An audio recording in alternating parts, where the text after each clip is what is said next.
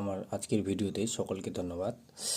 তো আজকে আমরা একটু বর্গ করা শিখব, ঠিক আছে? কয়েকটা সংখ্যার, এই সংখ্যাগুলোর বর্গমূল কি করে করব আমরা, সেটা এখানে তোমরা নিজেরাও জানতে পারবে। দেখো, 81 সংখ্যা 8 আর 1, এই 8 আর 1টাকে বর্গমূল করতে হলে কি করতে হবে আমাকে?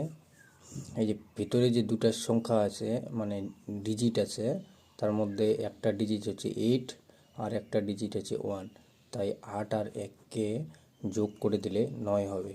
এটাই 81 বর্গমূল, ঠিক আছে?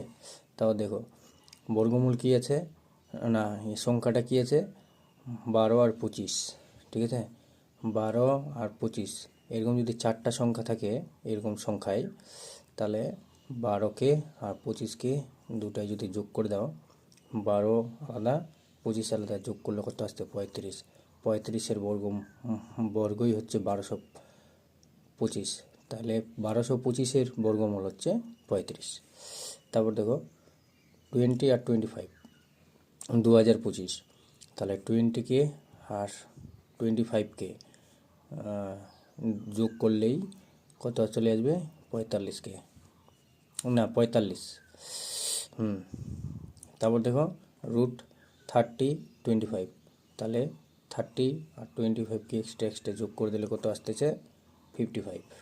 ওইরকমভাবে দেখো, এটা চারটা সংখ্যা ছিল বলে দুটাকে ভাগ করে দিচ্ছি, ঠিক আছে?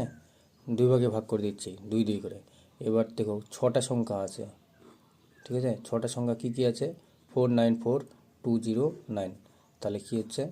494কে 3টে একদিকে রাখলাম আর 3টা পিছনে 3টা ইউনিট ডিজিটটাকে এদিকে রাখলাম, দুটোই যোগ করে দিলে 703। একই রকমভাবে এটা দেখো কটা আছে? 1 2 3 4 5 6, 6টা আছে কি না? তাহলে এখানে ভাগ করে দাও, কত আসতেছে এখানে?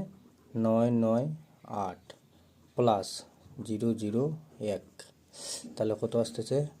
9 9 9। এর বর্গই হচ্ছে 99,000, না 9,98,001, ঠিক আছে? এটার বর্গ, তাহলে এটার বর্গমূল করলে কত আসতেছে? 9 9 9। Thank you for watching my video, please subscribe my YouTube channel.